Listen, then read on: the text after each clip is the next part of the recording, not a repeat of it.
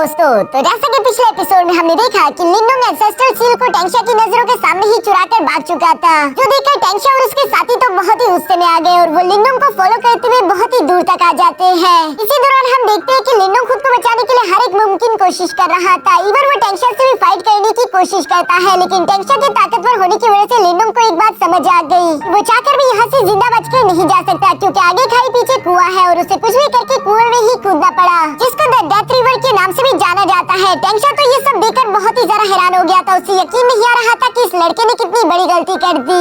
अब आगे तो नेक्स्ट एपिसोड की शुरुआत बिल्कुल उसी सीन से शुरू होती है, जहां डेथ रिवर में कूदने के बाद हम देखते हैं कि लिनोंग को बहुत ही ज्यादा कोल्ड एनर्जी महसूस हो रही थी। इस कोल्ड एनर्जी को देखकर मिस्टर डाओ भी यहाँ लिनोंग से कहता है कि मुझे माफ करना लिनोंग, लेकिन यहाँ पर मैं चाहकर भी तुम्हारी मदद नहीं कर सकता। दूसरी तरफ जावियन भी अपनी फायर एनर्जी का इस्तेमाल करते हुए जावियन को इस कोल्ड एनर्जी से बचाने की अपनी पूरी कोशिश कर रहा था, जबकि वो ज्यादा देर तक ऐसा कर नहीं पाता, क्योंकि वो कोल्ड एनर्जी यहाँ जावियन पर प्रेशर डालते उसे ऊपर की तरफ खींच लेती है, जबकि साथ ही अचानक वहाँ पर एक बड़ी सी चट्टान आकर लिनोंग से भी टकरा गई, जिसकी वजह से लिनोंग बेहोश हो चुका था। दूसरी बार जब उसकी आंखें खुलती है तो वो देखता है कि वो किसी शांत सी जगह में मौजूद है, जबकि साथ ही उसकी बॉडी बहुत ही बुरी तरीके से इंजर्ड हो चुकी थी। लिनोंग यहाँ पर अपने आसपास की जगह को देखकर हैरान होते हुए सवाल करके पूछता है कि ये मैं कहाँ पर हूँ, जिस पर मिस्टर डाउ जवाब देते हुए बोलता है कि ये उस डेथ रिवर का डेथ जोन है, यहाँ पर वो कोल्ड एनर्जी नहीं आ सकती, तुम यहाँ पर बिल्कुल सेफ हो। मिस्टर डाउ की ये बात सुनकर लिनोंग उनका शुक्रिया अदा करता है, क्योंकि उन्होंने इतनी अच्छी जगह जो ढूंढ ली थी, लेकिन मिस्टर डाउ जवाब देते हुए बोलता है कि नहीं, ये जगह मैंने नहीं ढूंढी, जब तुम बेहोश हो गए थे तो तुम्हारा एशियन स्टोन एक्टिवेट हो गया और वही ये जगह ढूंढकर तुम्हें यहाँ पर खींच लाया। ये सारी बातें सुनते हुए लिनोंग अभी भी अपने एशियन स्टोन की तरफ देख रहा था, जो कि चमक रहा है। उसे यकीन नहीं आता कि स्टोन ने उसकी कितनी बार जान बचाई, और जान बचाने से उसे अपने दोस्त की याद आ गई, इसलिए वो फौरन से खड़ा होकर यहाँ से बाहर निकलने का रास्ता ढूंढ रहा था, ताकि वो बाहर निकलकर जल्द से जल्द जावियन को बचा सके। मिस्टर डाउ लिनोंग की बात सुनकर जवाब देते हुए बोलता है कि तुम्हें उस बीस्ट के लिए परेशान नहीं होना चाहिए, तुम एक मामूली से इंसान हो, तो इसलिए तुम्हारी स्किन वो येन एनर्जी बर्दाश्त नहीं कर सकती, लेकिन जावियन तो एक खतरनाक बीस्ट है, तुम उसे कम नहीं समझ सकते, ये येन एनर्जी उसका कुछ नहीं बिगाड़ सकती, मुझे पूरा यकीन है कि वो खुद को बचा लेगा। अभी तुम्हारी वैसे भी कंडीशन कुछ ज्यादा अच्छी नहीं है, बल्कि तुम्हें यहाँ से बाहर निकलने के बजाय खुद को हील करने पर ध्यान देना होगा। यहाँ मिस्टर डाउ की ये सारी बातें सुनकर लिनोंग भी उसकी बात समझ गया था, इसलिए वो अपनी जगह पर बैठकर खुद को हील करने के लिए कल्टीवेशन करना शुरू कर देता है, लेकिन ध्यान लगाने पर भी वो अर्थ और हेवन की एनर्जी को जमा नहीं कर पा रहा था। वो यहाँ मिस्टर डाउ को बताता है कि इस जगह की एनर्जी बहुत ही ज्यादा कंडेंस है, मैं उस कंडेंस एनर्जी को रिफाइन करके अपनी बॉडी में नहीं अब्सॉर्ब कर पा रहा, अब हम क्या करें। जो सुनकर तो मिस्टर डाउ थोड़ी देर के लिए खामोश हो गया, अचानक ही उसे कुछ याद आ जाता है, इसलिए वो लिनोंग से कहता है कि क्या तुम मुझे अपना स्टोरेज बैग दोगे। लिनोंग ने भी बिना कुछ हिचकिचाहट के अपना स्टोरेज बैग निकालकर यहाँ मिस्टर डाउ को हवाले कर दिया था, जिसके बाद हम देखते हैं कि मिस्टर डाउ लिनोंग के स्टोरेज बैग से पूरे 2 लाख ज़ुआनडेन पिल निकाल लेता है। इतने सारे पिल्स को देखकर लिनोंग सवाल करते हुए पूछता है कि आखिर तुम्हें 2 लाख ज़ुआनडेन पिल किस लिए चाहिए। ये सब सुनकर मिस्टर डाउ कोई जवाब न देते हुए बोलता है कि बस तुम शांत हो जाओ, और ये कहने के बाद वो वहाँ पर सेल्फ कल्टीवेशन फॉर्मेशन क्रिएट कर देता है, जिसके लिए मिस्टर डाउ ने पूरे 2 लाख ज़ुआनडेन पिल का इस्तेमाल किया था। साथ ही वो यहाँ पर लिनोंग से कहता है कि आप कल्टीवेशन करके देखो। लिनोंग इस बार जैसे ही कल्टीवेशन करने की कोशिश करता है, वो उन ज़ुआनडेन पिल की एनर्जी को अब्सॉर्ब कर पा रहा था, यानी कि अब उसे खुद को हील करने के लिए अर्थ और हेवन की एनर्जी की जरूरत नहीं है, जो बात उसे थोड़ा सा खुश भी कर देती है। मिस्टर डाउ तो खुद की तारीफें कर रहा था कि देखो मैं हूँ ना इतना समझदार, ऐसी सिचुएशन में भी मैंने तुम्हारी जान बचा ली, लेकिन दूसरी तरफ लिनोंग बेचारे को तो अपने 2 लाख पिल्स की पड़ी हुई थी। वो कहता है कि ये फॉर्मेशन तो अच्छी है, लेकिन 2 लाख पिल कुछ ज्यादा नहीं, जिस पर मिस्टर डाउ से डांटते हुए कहता है कि ये लाइफ एंड डेथ सिचुएशन है, यहाँ पर तुम्हें खुद की जान बचानी चाहिए, और तुम अभी भी ये सोच रहे हो कि मैंने कितना ज्यादा खर्चा कर लिया, तुम बहुत ही ज्यादा कंजूस हो। चलो अब शांति के साथ अपनी कल्टीवेशन शुरू करो, क्योंकि ये फॉर्मेशन 10 घंटों से ज्यादा देर तक नहीं टिकने वाली। लिनोंग मिस्टर डाउ की ये बातें सुनकर चुपचाप अपनी कल्टीवेशन शुरू कर देता है, ताकि वो जल्द से जल्द खुद को हील कर सके, जिसके दौरान हम देखते हैं कि मिस्टर डाउ भी लिनोंग के साथ अपनी एनर्जी शेयर करके उसकी मदद करता है, और अगले 4 घंटों के दौरान ही हम देखते हैं कि लिनोंग ने खुद को फुली रिकवर कर लिया था। वो अपने सारे जख्मों को ठीक होता हुआ देखकर यहाँ मिस्टर डाउ से कहता है कि तुम्हारी ये फॉर्मेशन तो वाकई में कमाल की थी। मिस्टर डाउ भी अपनी तारीफ सुनकर थोड़ा सा खुश हो गया। इसके बाद लिनोंग मिस्टर डाउ से कहता है कि अब हमें यहाँ से बाहर चलना होगा, ताकि हम जावियन से जाकर मिल सके। मिस्टर डाउ को लिनोंग की बात तो सही लग रही थी, लेकिन तभी अचानक वो लिनोंग से कहता है कि तुम खुद देख पा रहे हो ये जगह कितनी ज्यादा सेफ है, अगर तुम यहीं पर रुककर एसेंशियल सील को रिफाइन करोगे तो ये तुम्हारे लिए ज्यादा बेहतर रहेगा, क्योंकि तुम जानते हो कि ऊपर की तरफ तुम्हारे कोल्ड येन एनर्जी है और नीचे यहाँ मैं तुम्हारे साथ मौजूद हूँ, यानी कि यहाँ तुम पर ज्यादा बड़ा खतरा नहीं आएगा। अगर बाहर की दुनिया में तुम चले गए तो एसेंशियल सील को जैसे ही तुम रिफाइन करने की कोशिश करोगे, वहाँ पर काफी ज्यादा ताकतवर लोग पहुँच जाएंगे। लिनोंग यहाँ पर मिस्टर डाउ की बातें ये सुनकर जवाब देते हुए बोलता है कि हाँ तुमने बिल्कुल सही कहा, क्योंकि टेंशिया भी जब इस एसएसएल सील को रिफाइन करने की कोशिश कर रहा था तो वहाँ पर काफी ज्यादा पावरफुल लोग आ चुके थे। यानी कि लिनोंग को मिस्टर डाउ का ये प्लान काफी ज्यादा अच्छा लग चुका था। वो यहीं पर रुककर एसएसएल सील को रिफाइन करने वाला है, जिसके लिए आप देखते हैं कि उसने सबसे पहले एसएसएल सील को बाहर निकाला, जिसके अंदर से फौरन ही हेवनली सील मास्टर की शैडो भी बाहर आ चुकी थी और वो यहाँ पर लिनोंग को पहचान लेता है, क्योंकि लिनोंग ने अपने सील मास्टर एनर्जी का इस्तेमाल कर लिया था। इसलिए वो हेवनली सील मास्टर यहाँ पर लिनोंग से कहता है कि मेरी ब्लेसिंग तुम्हारे साथ है, इसलिए तुम एसएसएल सील को अनलॉक कर पाए, लेकिन एसएसएल सील तुम्हें अपना मालिक चुनेगी या नहीं ये तुम पर डिपेंड करता है। क्या लिनोंग तुम अपने इस टेस्ट के लिए तैयार हो? जो सुनकर यहाँ मिस्टर डाउ लिनोंग से कहता है कि लिनोंग जरा संभल कर, क्योंकि मैंने सुना है कि एसएसएल सील कोई मामूली ट्रेजर नहीं है। पास में एक बहुत ही पावरफुल वॉरियर था जिसने एसएसएल सील को हासिल करने की कोशिश की थी। वो इसे अनलॉक करने में तो कामयाब हो गया, लेकिन जैसे उसने एसएसएल सील को अपना बनाने के लिए रिफाइन करने की कोशिश की, उसकी बॉडी हेवनली फ्लेम से जलना शुरू हो गई और वो जलकर पूरी तरीके से राख हो गया। लिनोंग मिस्टर डाउ की सारी बातें गौर से सुन रहा था, जहाँ मिस्टर डाउ लिनोंग से कहता है कि अगर तुम मेंटली तैयार हो तभी हाँ कहना, क्योंकि अगर ये टेस्ट एक बार शुरू हो गया तो मैं किसी तरह से भी तुम्हारी मदद नहीं कर सकता। जो सुनकर यहाँ लिनोंग मिस्टर डाउ का एक बार शुक्रिया अदा करता है। साथ ही वो हेवनली सील मास्टर से कहता है कि ताकतवर होने के लिए मुझे खतरा तो उठाना ही होगा, तो मैं इसके लिए पूरी तरीके से तैयार हूँ। जो सुनकर हेवनली सील मास्टर ने भी यहाँ पर एसएसएल सील की रियल फॉर्म को अनलॉक कर लिया था, जो कि किसी ब्लैक होल की तरह दिखता है। लिनोंग तो यहाँ एसएसएल सील के रियल लुक को देखकर उसमें खो सा गया था। उसे यकीन नहीं आ रहा था कि यही एसएसएल सील है, जबकि बाहर की तरफ मौजूद मिस्टर डाउ जब यहाँ लिनोंग से बात करने की कोशिश करता है तो उसे जानने को मिला कि लिनोंग की बॉडी से उसकी सोल जा चुकी है, यानी कि लिनोंग का टेस्ट शुरू हो गया। इसलिए वो लिनोंग से कहता है कि चाहे कुछ भी हो जाए लिनोंग तुम्हें जिंदा वापस आना होगा। इसके बाद हम लोगों को एसएसएल सील के ब्लैक होल के अंदर का सीन दिखाया जाता है, जहाँ लिनोंग की सोल अंदर की तरफ खो गई थी। उसे अंदर आने के बाद कुछ भी समझ नहीं आ रहा था कि यहाँ पर उसका किस तरह का टेस्ट होगा, क्योंकि उसे आसपास कुछ भी दिखाई नहीं दे रहा। वो चारों तरफ आवाजें लगाते हुए हेवनली सील मास्टर को ढूंढने की कोशिश करता है, तभी अचानक उसे एक शैडो एनर्जी दिखाई दी, जिसे देखकर लिनोंग हैरान होते हुए सवाल करके पूछता है कि तुम कौन हो, जिस पर वो शैडो जवाब देते हुए बोलती है कि मैं सारी डार्कनेस की जड़ हूँ, मुझे लॉर्ड ऑफ डार्कनेस या फिर एसएसएल सील कह सकते हो।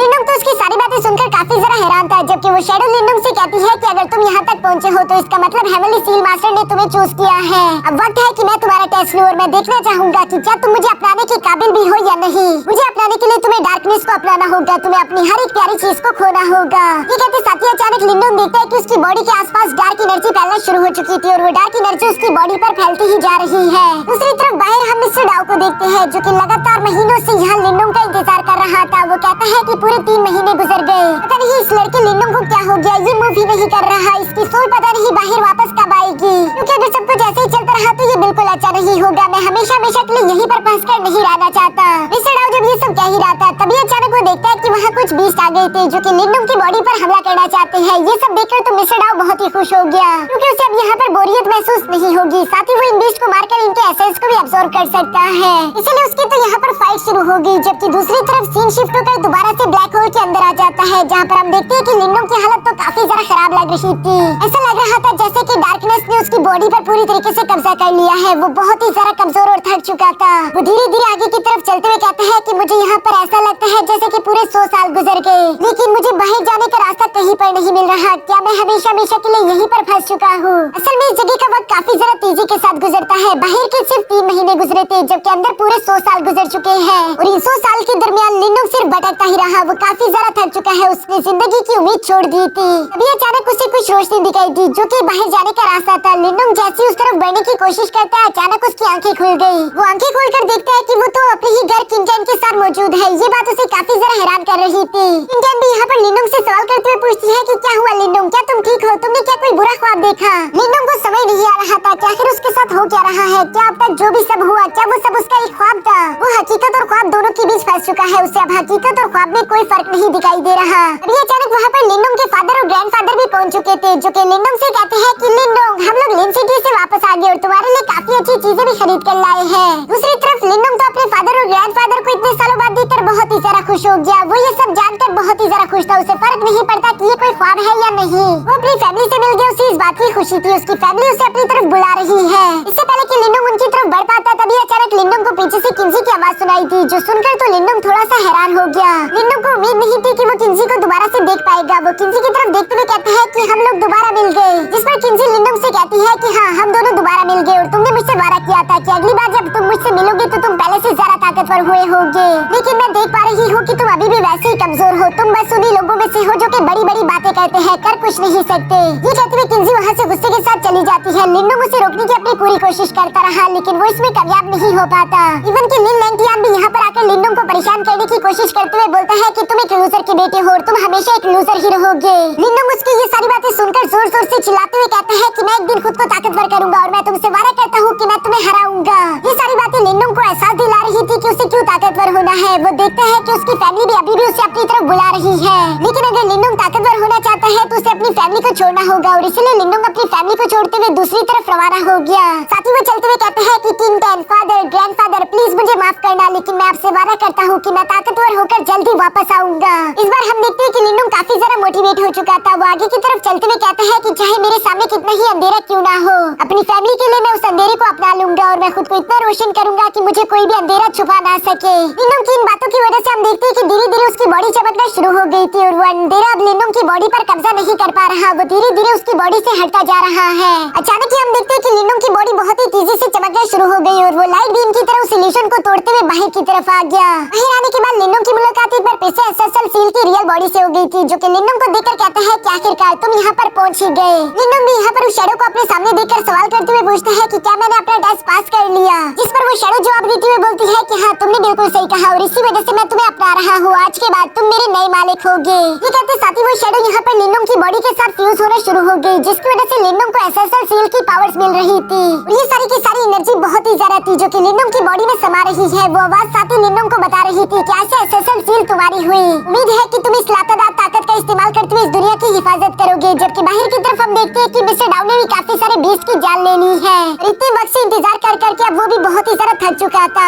ऊपर की तरफ देखते हुए कहता है कि पूरे 6 महीने गुजर गए, आखिर इस लड़के को हो क्या गया है? क्या ये हमेशा हमेशा के लिए यही फ्रीज तो नहीं हो गया? वो ये सब बातें करते हुए यहाँ लिनडोंग की तरफ देख ही रहा था। तभी अचानक उसे नजर आया कि एक डीमन स्पाइडर फौरन से लिनडोंग के ऊपर से नीचे आ गई, जो कि लिनडोंग पर हमला करने वाली थी। लेकिन मिस्टर डाउ पहले ही उस डीमन स्पाइडर पर हमला करते हुए कहता है कि ओए बेवकूफ, क्या तुझे मालूम नहीं कि ये मेरा इलाका है? जबकि साथ ही मिस्टर डाउ अपने मन में कह रहा था कि ये तो 6 साइड डीमन स्पाइडर है, जो कि काफी जरा खतरनाक ओपिनियन होगा। अभी अचानक हम देखते हैं कि उस डीमन स्पाइडर ने तेजी के साथ यहाँ आगे की तरफ आते हुए मिस्टर डाउ पर हमला करना शुरू कर दिया और यहाँ इन दोनों के दरमियान एक जबरदस्त फाइट शुरू हो जाती है। जिस फाइट के दौरान मिस्टर डाउ सोच रहा था कि मुझे इस डीमन स्पाइडर को लिनडोंग की बॉडी से दूर लेकर जाना होगा, लेकिन जब मिस्टर डाउ लिनडोंग से दूर जाने की कोशिश करता है तो वो स्पाइडर ऐसा नहीं करता, बल्कि वो चालाकी के साथ दोबारा से लिनडोंग की तरफ बढ़ना शुरू हो गया। जो देखकर मिस्टर डाउ कहता है कि ये डीमन स्पाइडर तो मेरी उम्मीद से कुछ ज्यादा ही चालाक निकला, इसलिए वो उसे रोकने के लिए दोबारा यहाँ डीमन स्पाइडर के पीछे आने ही वाला था।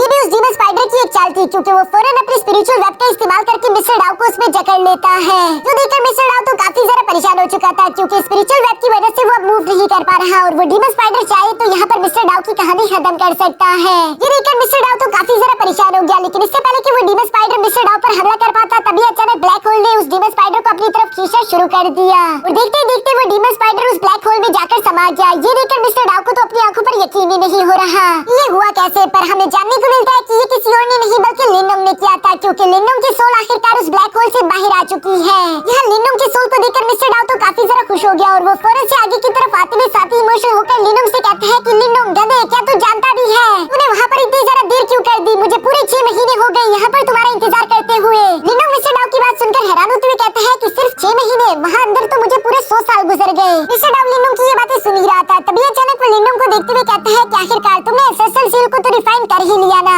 चलो, हमने चाहे जितना मर्जी इंतजार किया हो वो सारा वेस्ट नहीं गया, क्योंकि अब तुम्हारी ये स्पिरिचुअल बॉडी काफी ज्यादा ताकतवर हो चुकी है। साथ ही मिस्टर डाउ लिनडोंग को बताता है कि मैंने तुम्हारी फिजिकल बॉडी का भी अच्छे से ख्याल रखा, तुम चाहो तो अब जल्दी से अपनी फिजिकल बॉडी पर कब्जा कर सकते हो। मिस्टर डाउ की ये बातें सुनकर लिनडोंग सबसे पहले तो मिस्टर डाउ का शुक्रिया अदा करता है, क्योंकि पिछले 6 महीने से लगातार मिस्टर डाउ उसकी फिजिकल बॉडी की हिफाजत कर रहा था। मिस्टर डाउ अपनी तारीफ सुनकर थोड़ा सा खुश तो हो गया, लेकिन वो शर्माते हुए कहता है कि अरे यार, तुम्हें इस तरह की बातें नहीं करनी चाहिए। चलो, अब मैं यहाँ पर तंग आ चुका हूँ, जल्दी अपनी बॉडी पर कब्जा करो ताकि हम लोग इस डेथ रिवर से बाहर जा सके। जो सुनकर लिनडोंग ने बिल्कुल ऐसा ही किया, वो फौरन से जाकर अपनी फिजिकल बॉडी में समा जाता है। इसके बाद वो खड़ा होकर मिस्टर डाउ से कह रहा था कि पता नहीं आखिर ज़ावियन कैसा होगा, पूरे 6 महीने गुजर चुके हैं, चलो हमें जल्द से जल्द इस डेथ रिवर से बाहर चलना होगा ताकि हम ज़ावियन को ढूंढ सके। मिस्टर डाउ भी लिनडोंग की ये बात सुनकर उसके साथ रवाना हो गया। इसके बाद हम देखते हैं कि सीन शिफ्ट होकर दूसरी तरफ टेंशा और उसके साथियों पर आ जाता है, जहाँ हमें जानने को मिला कि टेंशा ने पिछले 6 महीने से लगातार अपने साथियों को इस डेथ रिवर के आसपास फैलाकर लिनडोंग और उसके दोस्तों की तलाश करना शुरू करवा दी थी।